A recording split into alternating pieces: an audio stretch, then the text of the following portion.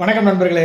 So இன்னைக்கான ஒரு 3 விஷயம் ரொம்ப ஒரு ட்ரெண்டிங்காக பாப்புலராக போயிட்டு இருக்கு. ஒன்று வந்து பார்த்தீங்க அப்படின்னா, தலைவன் தலைவி படம் வந்து கிட்டத்தட்ட 100 கோடி வரைக்கும் வசூலிச்சு அப்படின்ட்டு நம்ம சத்யஜோதி ஃபிலிம்ஸே வந்து பார்த்தீங்கன்னா அஃபிஷியலாக அனௌன்ஸ் பண்ணிட்டாங்க.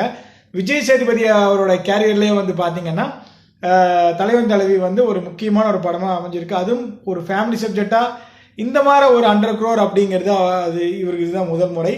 எவ்வளோ படங்கள் அவர் முன்னாடி நடித்தாலும் கூட இந்த படம் டெஃபினட்டாக அவருடைய லைஃப்பில் மறக்க முடியாத ஒரு மைல் ஸ்டோனாக சொல்லலாம். ஸோ உண்மையிலே கங்க்ராச்சுலேஷன் பண்ணலாம் நம்ம விஜய் சேதுபதி. தமிழில் ரொம்ப நாளைக்கு அப்புறம் என்னென்னா ஒரு ஃபேமிலி என்டர்டெயின் மூவியாக கொடுத்து, ஸோ பாண்டியராஜ் வழக்கம் போல் சொன்ன மாதிரி அவர் வந்து எப்பவுமே சாலிடாக 50 crore அடிச்சிடுவார். 100 crore வந்து அவருடைய முந்தைய படங்கள் அடிச்சிருக்காரு. ஸோ இப்போ இந்த படம் வந்து பாண்டியராஜ் அவருடைய லிஸ்ட்டில் ஒன் ஆஃப் த மூவியாக வந்து சேருது. நம்ம விஜய் சேதுபதிக்கு ஹையஸ்ட் ஒன் அப்படின்னு சொல்லலாம் இந்த படத்தை பொறுத்த வரைக்கும். ஸோ ஒரு ஹீரோவாக நான் சொல்கிறேன். அப்புறம் வந்து பார்த்தீங்கன்னா கூலி, இந்த படத்தோடைய பாக்ஸ் ஆஃபீஸ் வந்து பார்த்தீங்கன்னா நல்லா கலெக்ட் பண்ணியிருக்கு. கிட்டத்தட்ட 600 crore நியர்பை அப்படின்னு வந்து சொல்லியிருக்காங்க. அஃபிஷியலாக எப்போ அனௌன்ஸ் பண்ணாங்க பார்க்கலாம். பட் இன்னும் அதோடைய ரேம்பேஜ் வந்து நடத்திட்டு தான் இருக்குது. யூஸ்லாம் வந்து பயங்கரமாக இன்னும் அந்த ஸ்கோரிங் அப்படின்னு போயிட்டு இருக்கு. அதே நேரத்தில் தெலுங்குலையா இருக்கட்டும், ஹிந்தி பெட்டில் இருக்கட்டும், என்னென்னா நம்மளே அன்எக்ஸ்பெக்டடாக பார்க்காத மாதிரி கலெக்ஷன் வந்து நல்லா போயிட்டு இருக்கு. இன்னொன்று என்னென்னா ஹிந்தி பெல்ட்லேயும் ஓரளவுக்கு நல்லாவே கலெக்ஷன் போகுது அப்படின்னு வந்து பாக்ஸ் ஆஃபீஸ் வட்டாரங்கள் வந்து தெரிவிக்கிறாங்க. பொதுவாக என்ன சொல்கிறது, இந்த டூரிங் டாக்கீஸில் கூட வந்துட்டு அந்த குரூப் டிஸ்கஷன் கூட பண்ணிட்டு போது கூட சொன்னாங்க. திருப்பூர் சுப்ரமணியன் சொன்னார், கூலி வந்து பார்த்தீங்க அப்படின்னா இந்த வாரம் கலெக்ஷன்ஸ் வந்து நல்லா தான் போயிட்டுருக்கு. ஈவினிங் ஷோஸ், வீக்கெண்ட் ஷோஸும் நல்லா போகும் அப்படிங்கிற மாதிரி தான் வந்து சொல்லியிருந்தாங்க. ஸோ எனக்கு தெரிஞ்சு கூலி வந்து நல்லா பெர்ஃபார்ம் ஆகிட்டு இருக்கு அப்படின்னு அந்தந்த வட்டாரங்களே தெரிவிக்கிறதுனால இதில் நம்ம எதுவுமே வந்து பெருசாக சொல்கிறதுக்கு இல்லை.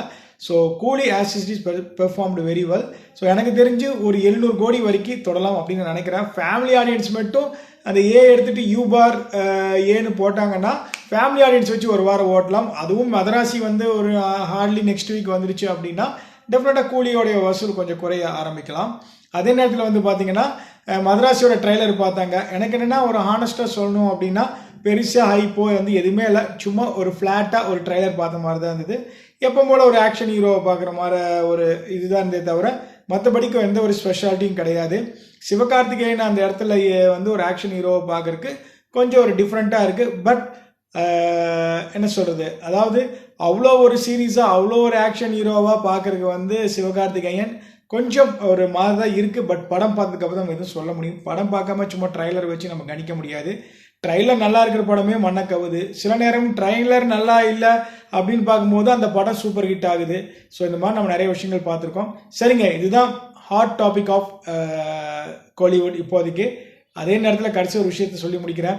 கிட்டத்தட்ட 150 படத்துக்கு மேலே வந்துருச்சு. ஆனால் இதில் சராசரியாக ஒரு 10% ஆஃப் ஒரு மூவி கூட வந்து பார்த்தீங்கன்னா பெருசாக பாக்ஸ் ஆஃபீஸ் பெர்ஃபார்ம் பண்ணல. ஐ மீன் பாக்ஸ் ஆஃபீஸ் பெர்ஃபார்ம்னா வெற்றி அப்படின்னு பெருசாக வரல அப்படின்னு நம்மளே பார்க்குறோம். ஓகேங்களா, கிட்டத்தட்ட 150 படத்தில் கை விட்டு எண்ணிடலாம். ஒரு 10-12 படத்துக்கு மேலே ஒரு வெற்றி படம் நம்ம எதுவுமே சொல்ல முடியாது. இது கோலிவுட்டோடைய வரமா சாபமா தெரில. தேங்க்யூ.